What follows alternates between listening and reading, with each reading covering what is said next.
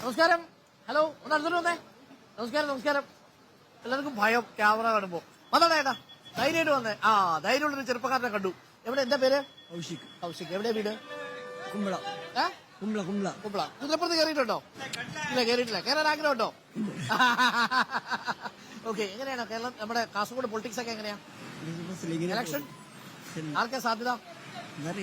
സാധ്യത പറയാൻ പറ്റില്ല. മത്സരം ശക്തമാവുമോ? മത്സരം ശക്തമായിരിക്കുമോ? എം.വി. ബാലകൃഷ്ണൻ, രാജ്മോഹൻ ഉണ്ണിത്താൻ, ഇപ്പൊ അശ്വിനി, 3 കാൻഡിഡേറ്റ് ഉണ്ട്. ആര് ജയിക്കാനായിരിക്കും പറയാൻ പറ്റില്ല. ഈക്വൽ ഫൈറ്റ് ആയിരിക്കും അല്ലേ?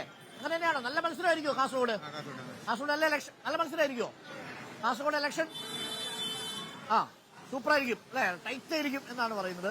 നമ്മളിപ്പോ നിൽക്കുന്നത്. ഹായ്, നമസ്കാരം. ഇത് എങ്ങോട്ട് പോണ ബസ്സാ ഇത്? ഒന്ന് തലപ്പാടിക്ക് പോകുന്ന ബസ്. തലപ്പാടി അല്ലേ? നമസ്കാരം.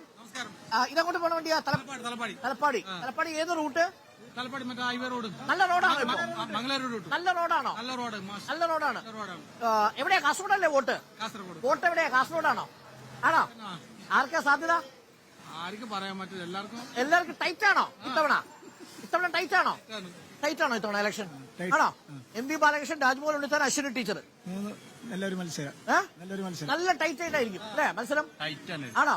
നിങ്ങൾ ബസ്സുകാർക്ക് എന്തെങ്കിലും പറയാനുണ്ടോ സർക്കാരിനോട്? ഒന്നും പറയാനൊന്നുമില്ലല്ലോ. നിങ്ങൾ ഹാപ്പി അല്ലേ? റോഡ് ഓക്കെ അല്ലേ? റോഡ് ഓക്കെയാണ്. റോഡ് ഉഷാറാണ് അല്ലേ? ഇപ്പോ മറ്റേ മോട്ടോർ MVD വലിയ പ്രശ്നം ഉണ്ടാക്കുന്നുണ്ടോ? മോട്ടോർ വാഹന വകുപ്പ്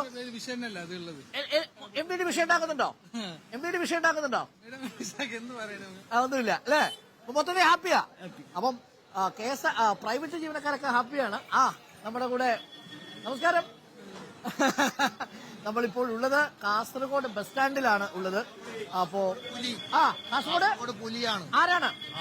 ആരും. രാജ്മോഹൻ ഉണ്ണിത്താനാണോ? എം.വി. ബാലകൃഷ്ണനാണോ? അല്ല, എം.വി. ബാലകൃഷ്ണൻ. സാധ്യതയുണ്ടോ? സാധ്യതയുണ്ട്. അമ്മ മലയാളിയല്ലേ?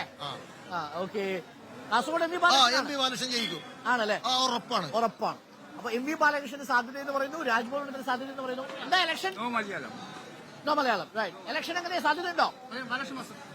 ബാലകൃഷ്ണ മാഷ് നല്ല സാധ്യതയുണ്ട്. നല്ല ഭൂരിപക്ഷം വരും. കഴിഞ്ഞ പ്രാവശ്യത്തെ പോലെ അല്ല, ഇപ്രാവശ്യം ജനങ്ങളെല്ലാം മാറി ചിന്തിക്കുന്നു. ഉണ്ണിത്താൻ ഇവിടുത്തെ ഒരു MP ആയിട്ട് പ്രകടനം പോരാ.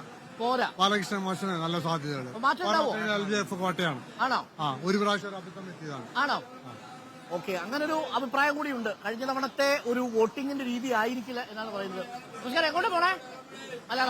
നോ മലയാളി. കന്നഡ. മലയാളിയോ? കന്നഡ. ഹായ്. കന്നഡ. വണ്ടർഫുൾ.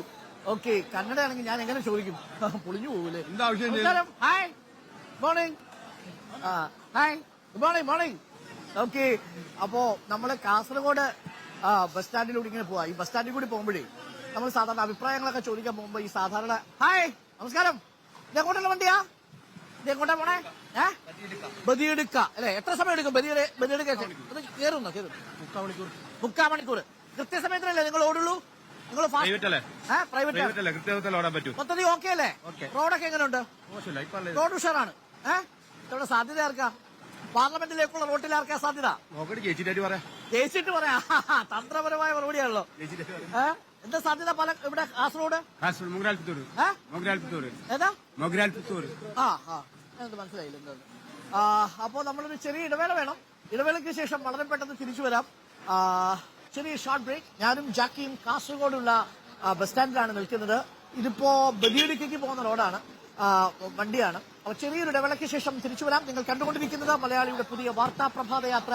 ജാക്കിക്കൊപ്പം അശ്വമേധം തത്സമയം കാസർഗോഡ്.